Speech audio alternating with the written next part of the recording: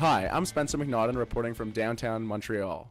Today, I'm talking with Mr. Richard Pound, Canadian lawyer and former president of the World Anti-Doping Association, vice president of the International Olympic Committee, chancellor of McGill, and former Olympic swimming athlete. So the issue of doping, and in particular Lance Armstrong's recent confessions, have been front page news for the past long while, of course.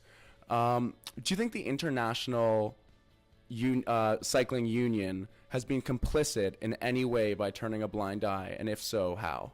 Well, if it can be shown that they turned a blind eye, that's really serious. I mean, it's almost as serious as being so incompetent that you didn't see what was going on. But no, one of the things I hope that we'll get one of these days is a full, truthful statement from Armstrong about who helped him, because he did this for 10 years under the eyes of, presumably the people that knew the most about cycling in the whole world.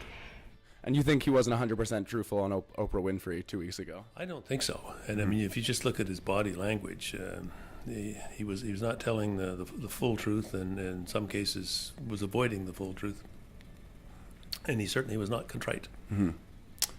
So obviously you've been a central figure in the fight against doping in all sports. If everyone has access to drugs, then everyone's on the same playing field. Why is it so important for athletes not to dope?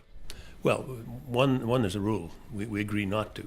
So if in track and field, if the limit on spikes is a centimeter and you're using 2 centimeters, you're cheating. The other thing is it's dangerous cheating, and you don't. No matter what anyone says, you don't take these things to level the playing field. You take them to get an advantage. So if you're doing 10 milligrams of whatever it is, and I find that out, I'm not going to take 10. I don't want to be even with you. I'm going to take 20 so that I can beat you. And then you find out I'm taking 20, and it escalates to the point where you're getting toxic or lethal dosages. Right.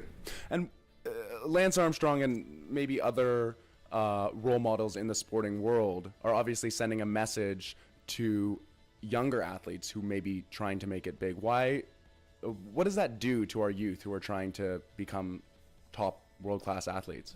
A very good question, and what the message it sends is, you cheat. You cheat in sport, you cheat in school, you cheat in whatever you do, because that's how you get to the top. Mm-hmm. Mm-hmm. And final question, the qualities you learned as you became a world-class athlete, how have they translated and helped you with your successes later in life? There's no question that the skill sets are transferable. I mean, you get out of something what you put into it, mm-hmm. and you don't start training for the Olympic final 2 weeks before the Olympic final.